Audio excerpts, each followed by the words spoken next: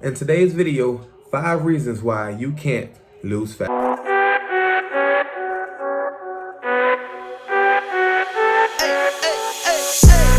think you only love me cause I'm poppin'. This a layup, this a rebound, then it's robbing. Tyson with the fade, not the hair, my hands rockin'. When I link with ball point, you know. All right.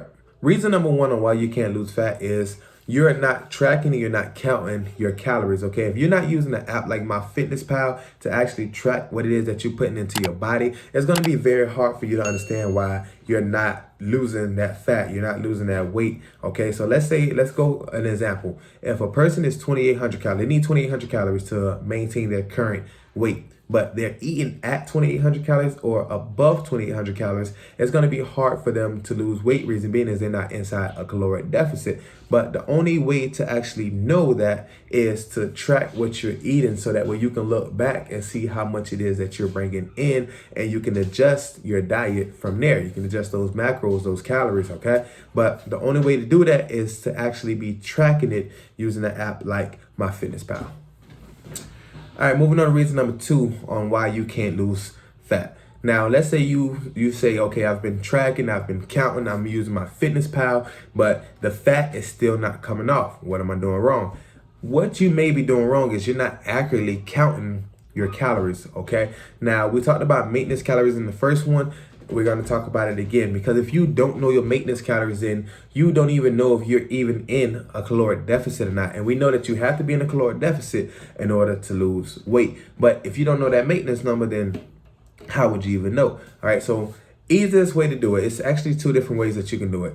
What some people like to do is they'll pick a number, okay? Let's say you say 2,600 calories is where you're going to start at. You have to track that for 2 weeks, okay? For 2 weeks, and watch your weight every single day. See if it starts to go up, if it starts to go down, or if it starts to maintain, it just stays the same. If it stays the same, then you know that you are at your maintenance calories, and you can go from there by subtracting for 200, 300, whatever you want to do. All right, then you will know that you're in that caloric deficit. Now, in my opinion, that is one of the most accurate ways that you can do it. It takes a little longer. So if you're not in a rush, I would say do it that way. But now, let's say if you're in a rush where you have to get this fat off, you have to lose this weight. Let's say you're doing a photo shoot or whatever the case may be. Another way to do it is to go to an online calculator and figure out your maintenance calories that way. Now, the only problem is that's not 100% accurate, okay? But what it's going to allow you to do is kind of be in that range, in that ballpark on where your calories are actually at. So you can track it for about a week, see what your body weight is doing. Like I said, if it's going up or if it's going down, if it's maintaining. If it's going down, then you know you're in a caloric deficit. If it's going up, then you're in a surplus and you need to bring those calories down a little bit more, all right? Now, so that is the second one, is you're not accurately tracking what you are eating. Figure out those maintenance calories and figure out what your deficit needs to be, all right? Figure out that number for your deficit. All right, number 3 on why you can't lose fat is the diet plan that you are choosing, okay? So a lot of people like to go for these crash diets, low carbs, keto, whatever it is, instead of having a balanced nutrition as they are cutting. Bad thing with crash diets is you don't stick to it, and it makes you want to binge eat a lot more, okay? So that is a big problem, is using these crash diets rather than having a well-balanced diet, all right? Now, the other thing is, it's a 2-part to this, is people like to switch up their diet too much. So they may stick to one diet. Let's say this person decides to do keto, and they're like, okay, 2-3 weeks later, they're not seeing the results that they want to see, and they switch over to another diet. That is not helping you by keep switching diet after diet after diet after diet, because you're not even giving enough time to even see if it's working or not. All right. So you need to have patience whenever you pick a diet. You want to at least stick to it for at least about a month and a half to see if it's actually working or not before you even start jumping in and switching up stuff. Okay. And make sure that you're actually following that diet correctly, or of course it's not going to work. Okay. So that is number 3, is choosing these crash diets and always switching up the diet before you even give it a chance to even know if it's working or not. All right, moving on to number 4. I see this a lot. A lot of people try to prioritize cardio over weight training, okay? Yes, cardio is good. It will help you get into that caloric deficit, but you want to prioritize weight training. Reason being is you want to try to build muscle while you're getting in that caloric deficit, because the more muscle that you have, the more your body is working to maintain it, the more the fat loss starts to go down, okay? Remember, cardio is just another tool to get into a caloric deficit. You don't want to be using cardio as your primary tool to actually lose fat and lose this weight, because what's going to happen is, yes, you're going to lose weight, but you're actually going to go into that skinny fat look, okay? You can lose weight and still have the same amount of fat. So we don't want that. We want to prioritize the fat loss. So you want to be prioritizing your weight training, okay? Your intensity needs to be high while you are doing this weight training. You need to be pushing yourself inside the gym every single day, all right? But do not prioritize cardio over weight training if you really want to see the maximum fat loss, all right? All right, moving on to number 5 on my list of reasons why you can't lose fat, and it has to do with your cheat day. So a lot of people when they're dieting like to throw in a cheat day. You know, it's kind of to get that mental clarity again. Some people, it's to boost up the metabolism again, just to trick the metabolism, making them think that you're bringing in more food when in generally you're really not. But for the most part, it's just on a mental state, and it's just to keep you mentally sane and keep you on track.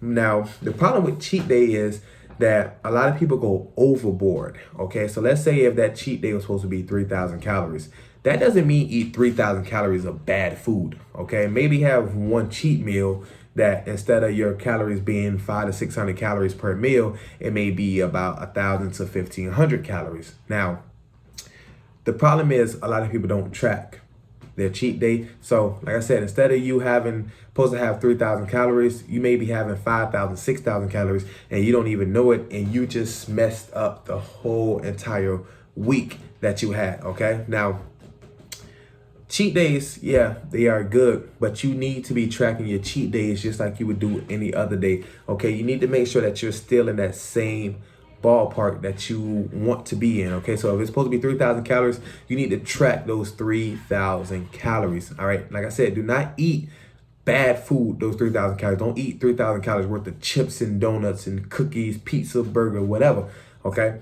You still want to have your regular meals, but you want to substitute one of those meals for a cheat meal, okay? Remember, it's just for mental clarity. It's just for that satisfaction, okay? And another thing is people take their cheat days way too early. If you're only 1 week into your diet, you don't need to be taking the cheat day, okay? At least try to make it 2 weeks before you have to have that cheat day or a cheat meal, whatever you call it. You know what? I'm going to throw in an extra one just for y'all. So we're going to make this 6 reasons, okay? Just a little extra one. And it's knowing your triggers, okay? So you have to know what triggers you to want to binge eat.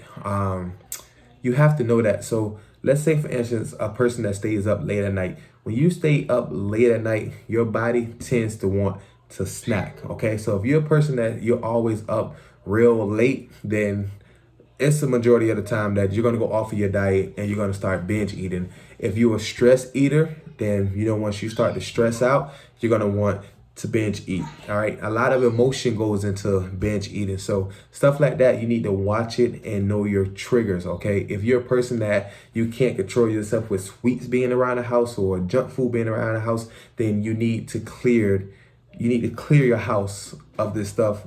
Don't have it on hand for when those times come. Have healthier options, okay? Have fruit around, low calorie ice cream, whatever you have to do when those triggers start to happen, that you can satisfy yourself, but satisfy yourself with the good stuff and not the bad stuff, all right? So I really hope you guys enjoyed this video. If you did, go ahead and leave it a thumbs up. Comment below on what you guys thought about it. Let me know if you're making any of these problems, any of these mistakes, and let me know if this video is helping you fix those or not, all right? And Big thank you to you guys. We have made it to 1.5K subscribers. I appreciate all the love. I appreciate all the support. And I hope you guys continue to stick with us as we continue to keep growing. If you are new to the channel, go ahead and hit that subscribe button. Join the family because I'll be having more videos like this coming out to you guys. All right. Thank you for watching. Have a blessed day.